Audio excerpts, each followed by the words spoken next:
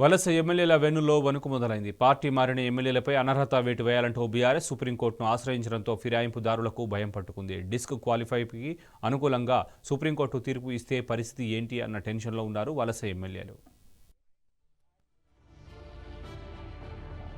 Party ఫిరాయించిన 10 మంది ఎమ్మెల్యేల విషయంలో బీఆర్ఎస్ కీలక నిర్ణయం తీసుకుంది.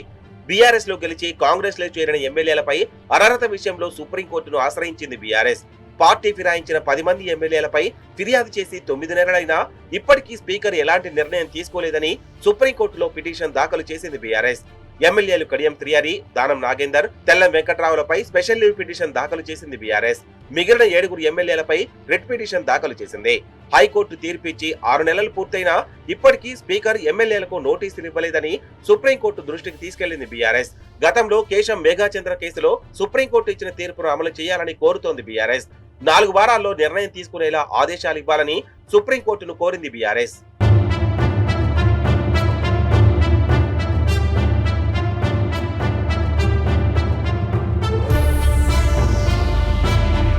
బీఆర్ఎస్ సుప్రీంకోర్టును ఆశ్రయించడంతో వలస ఎమ్మెల్యేల్లో ఆందోళన మొదలైంది. గతంలో కేశం మేఘచంద్ర కేసులో సుప్రీంకోర్టు ఇచ్చిన తీర్పు నేపథ్యంలో తిరిగి తీర్పును అమలు చేయాలని తెలంగాణ స్పీకర్ ను ఆదేశిస్తే అనర్హత వేటు తప్పదన్న టెన్షన్ లో ఫిరాయింపు ఎమ్మెల్యేలు ఉన్నారు. ఇప్పటికే పార్టీ మారినా ఉపయోగం లేదని, అటు నియోజకవర్గానికి ఇటు క్యాడర్ కు ఎలాంటి లాభం జరగలేదని వాపోతున్నారట. ఒకవైపు నియోజకవర్గాల్లో పార్టీ ఇన్ఛార్జీలతో తలనొప్పులుంటే, మరోవైపు ముఖ్యమంత్రికి చెప్పుకుందామంటే సమయం కూడా ఇవ్వడం లేదని సన్నిహితుల వద్ద ఆవేదన వ్యక్తం చేస్తున్నారట. దీనికి తోడు అనర్హత వేటు అంశాన్ని బీఆర్ఎస్ సీరియస్ గా తీసుకుని న్యాయ పోరాటం చేస్తోంది. ఉప ఎన్నికలే లక్ష్యంగా బీఆర్ఎస్ అడుగులు వేస్తోంది. కాంగ్రెస్ మాత్రం తమను పట్టించుకోవడం లేదన్న భావనలో ఉన్నారట వలస ఎమ్మెల్యేలు. సుప్రీంకోర్టు అనర్హత వేటుకు అనుకూలంగా నిర్ణయం తీసుకుంటే తమ పరిస్థితి రెంటికి చెడ్డ రేవడిలా మారుతుంది అన్న ఆందోళనలో ఉన్నారు ఫిరాయింపు ఎమ్మెల్యేలు.